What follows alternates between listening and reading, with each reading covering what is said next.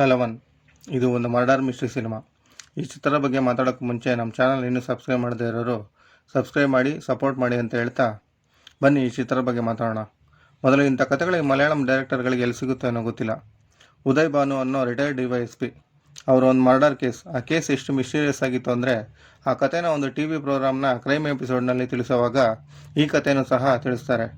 ಇವರ ಡ್ಯೂಟಿ ಟೈಮ್ನಲ್ಲಿ ಇಬ್ಬರು ಸೀನಿಯರ್ ಜೂನಿಯರ್ ಆಫೀಸ್ಗಳಾದ CI ಮತ್ತು SI ನಡುವೆ ಒಂದು ಸಣ್ಣ ಜಗಳವಾಗಿರುತ್ತೆ. ಅದೇನೆಂದರೆ, ಯಾವುದೇ ತಪ್ಪನ್ನು ಮಾಡದ ಒಬ್ಬ ವ್ಯಕ್ತಿಯನ್ನು CI ಸ್ಟೇಷನ್ಗೆ ಎಳೆದು ತಂದಿರ್ತಾರೆ. ಆ ಎಳೆದು ತಂದ ವ್ಯಕ್ತಿ SIನ ಸ್ಕೂಲ್ ಮೇಟ್ ಆಗಿರ್ತಾನೆ. ಆತ ನಡೆದ ಸಂಗತಿಯನ್ನು SIನ ಬಳಿ ಎಲ್ಲವನ್ನು ತಿಳಿಸುತ್ತಾನೆ. ಅದನ್ನು ಕೇಳಿದ SI ಅವನದೇನು ತಪ್ಪಿಲ್ಲ ಅಂತ ಆತನನ್ನು ಬಿಟ್ಟು ಕಳಿಸಿಬಿಡ್ತಾರೆ.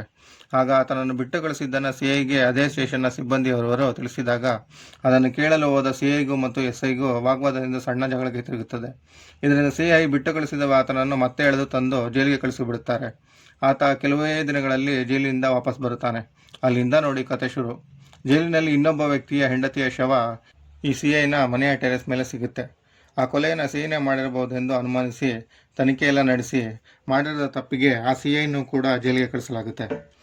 ತಪ್ಪೇ ಮಾಡದ ವ್ಯಕ್ತಿಯನ್ನು ಜೈಲಿಗೆ ಕಳಿಸಿದ ಅದೇ CIಗೆ ಅಂತಹದೇ ಪರಿಸ್ಥಿತಿ ಬಂದರೆ ಹೇಗಿರುತ್ತೆ?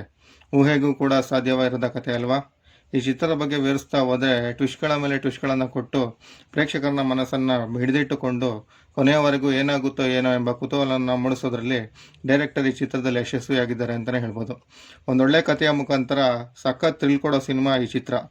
ಸೋನಿಲಿ ಸ್ಟ್ರೀಮ್ ಆಗ್ತಿದೆ ಅಂತ ಹೇಳ್ತಾ ಮಿಸ್ ಮಾಡದೆ ನೋಡಿ. Thank you for watching.